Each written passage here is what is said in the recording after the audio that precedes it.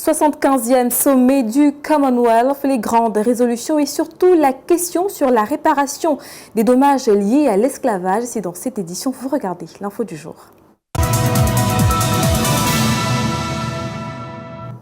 Bienvenue une fois de plus sur Global TV, vous êtes en direct de l'info du jour.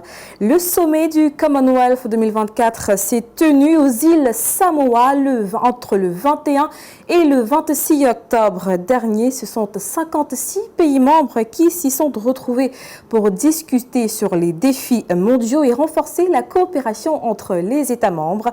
C'était en présence du monarque Charles III, le compte rendu. Un avenir commun résilient, transformer notre richesse commune. C'était le thème de cette édition du Commonwealth 2024.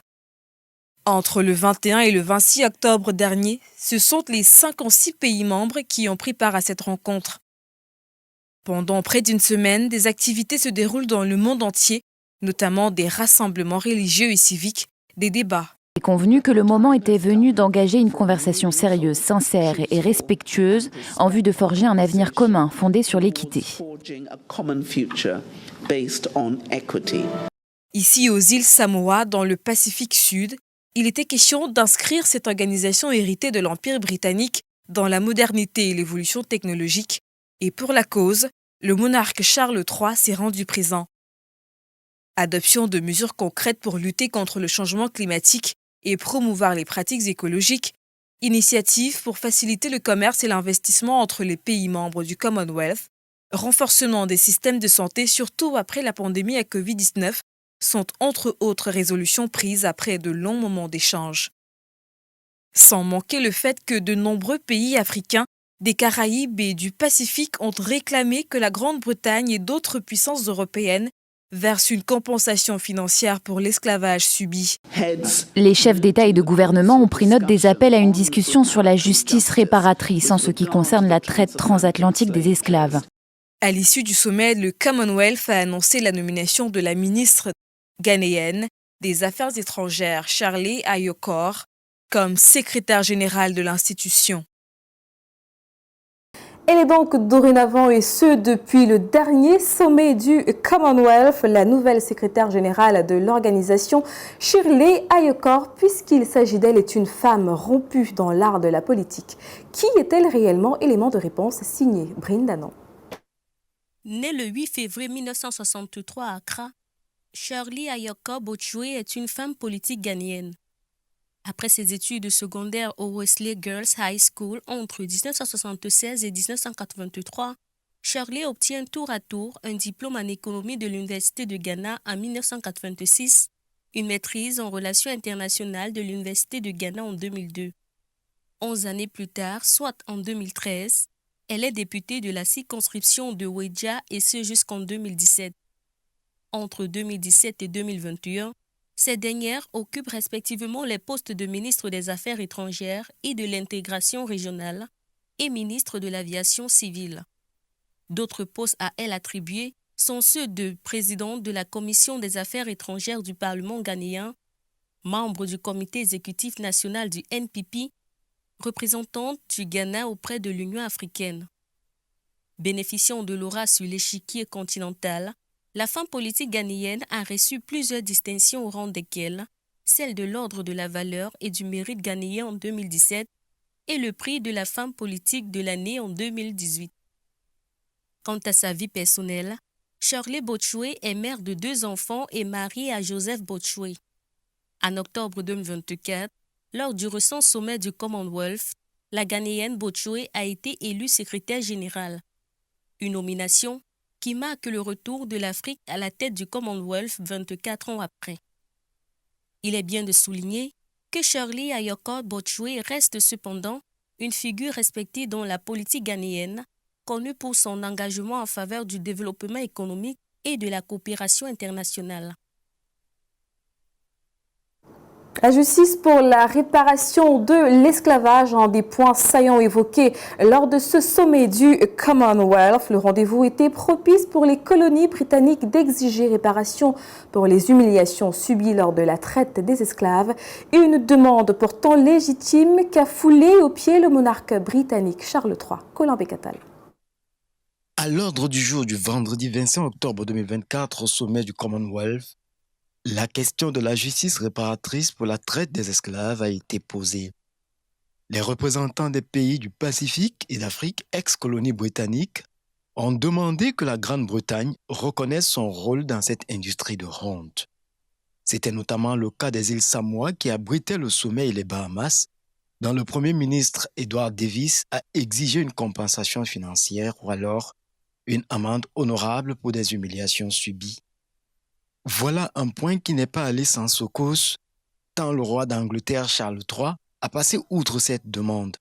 Pour lui, ce n'est qu'une histoire qui relève du passé. Aucun d'entre nous ne peut changer le passé, mais nous pouvons nous engager de tout cœur à en tirer les leçons et à trouver des moyens créatifs pour corriger les inégalités qui perdurent. L'objectif du Commonwealth, d'après le souverain britannique, est d'inscrire cette organisation dans la modernité. Une réaction qui, bien sûr, n'est pas du goût de plusieurs membres de cette structure. Le Royaume-Uni, qui avait essayé d'éviter ce volet, devrait donc s'attendre à le voir revenir aussi longtemps que ne seront pas faites officiellement par lui des excuses pour ce commerce tragique.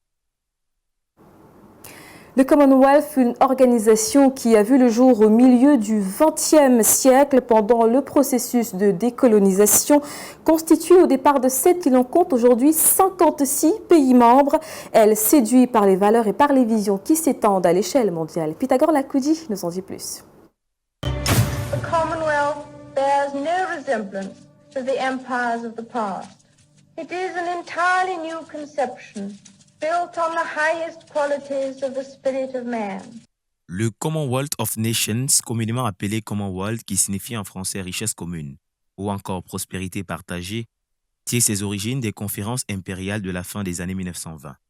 Il a vu le jour de manière informelle le 19 novembre 1926 avec la déclaration Balfour et comportait alors 7 membres fondateurs que sont le Royaume-Uni, l'Afrique du Sud, l'Australie, le Canada, l'État libre d'Irlande, la Nouvelle-Zélande et la Terre-Neuve.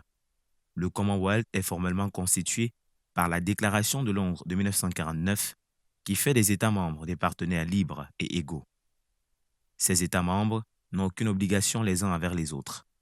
Ils sont réunis par la langue, l'histoire, la culture et des valeurs décrites dans la charte du Commonwealth telles que la démocratie, les droits de l'homme et l'état de droit. Outre ces valeurs communes, le Commonwealth joue également un rôle important pour le progrès social et économique de ses membres. Le CFTC, entendé Fonds du Commonwealth pour la coopération technique, soutient les efforts des pays membres en développement afin d'accélérer le rythme de leur croissance économique. Aujourd'hui, cette organisation intergouvernementale est composée de 56 États membres qui sont presque tous d'anciens territoires de l'Empire britannique, à l'exception du Mozambique, du Rwanda, du Gabon et du Togo. Elle a à sa tête un chef, Charles III, chef d'État dans 15 royaumes du Commonwealth. Il occupe cette fonction après le décès de la reine Élisabeth II. Le titre n'est cependant pas héréditaire et à la mort de l'actuel monarque, le successeur de la couronne ne deviendra pas automatiquement chef du Commonwealth. Le secrétariat de cette organisation, créée en 1965 et dont le siège est basé à Londres en Angleterre, est le principal organe permanent du Commonwealth et est chargé de faciliter les consultations et coopérations entre les gouvernements des États membres. C'est la Ghanéenne Shirley Ayorkor qui est désormais à ce poste. Elle a été élue par les chefs de gouvernement du Commonwealth pour un mandat de 4 ans, renouvelable une fois. Elle a remplacé Patricia Scotland de la Dominique, en service depuis le 1er avril 2016. Les réunions des chefs de gouvernement du Commonwealth sont organisées tous les 2 ans et constituent le principal organe de décision. L'hôte de la réunion est le président en exercice du Commonwealth et garde ce titre jusqu'à la prochaine réunion. C'est la Samoane Naomi Mataafa qui a su cette fonction. En 2024, les 56 États membres qui constituent le Commonwealth représentent 30 282 502 km² de territoire sur les 5 continents et leur population actuelle est estimée à 2 558 900 000 habitants, soit environ un tiers de l'humanité. 3 États regroupent 80% des habitants, l'Inde, le Bangladesh et le Pakistan. L'Afrique est le continent le plus représenté au Commonwealth avec 21 pays membres.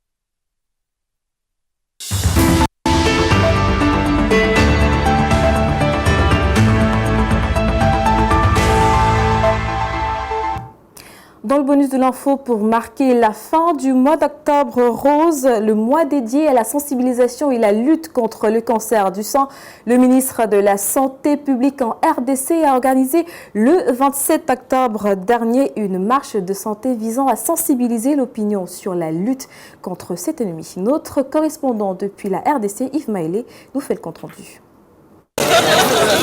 De la primature à l'hôpital Ngalema pour chuter à la place royale. Cet événement a rassemblé aux côtés du ministre d'État, ministre de la Santé publique et Prévoyance sociale, les docteurs Samuel Roger Kamba, de nombreux participants, y compris la première ministre Judith Souminois, chef du gouvernement, et la ministre de l'Enseignement supérieur et universitaire, illustrant ainsi l'engagement du gouvernement envers la prévention et la sensibilisation à cette maladie qui touche de nombreuses femmes en République démocratique du Congo. Prenant la parole lors de cette marche, le ministre de la Santé publique a rappelé l'importance de la prévention et du dépistage précoce pour lutter efficacement contre le cancer du sein. Il a également souligné l'importance croissante de l'intelligence artificielle dans le dépistage rapide et la prise en charge de cette maladie, permettant ainsi d'améliorer la réactivité du système de santé. Étape importante.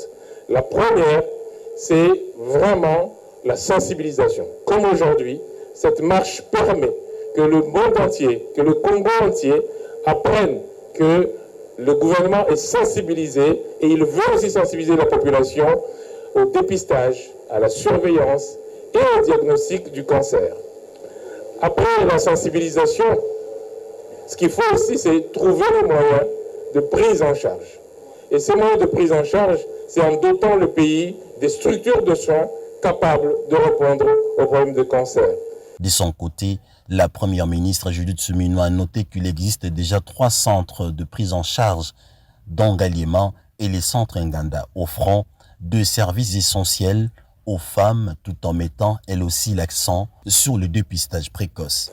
Je voudrais ici indiquer l'engagement du gouvernement avec à la tête l'engagement du chef de l'État pour la prise en charge gratuite pour les médicaments et assurer qu'il n'y ait plus de rupture de stock parce que cela est important pour assurer que toutes les malades qui sont pris en charge puissent bénéficier d'un traitement du début jusqu'à la fin, afin d'assurer aussi une rémission.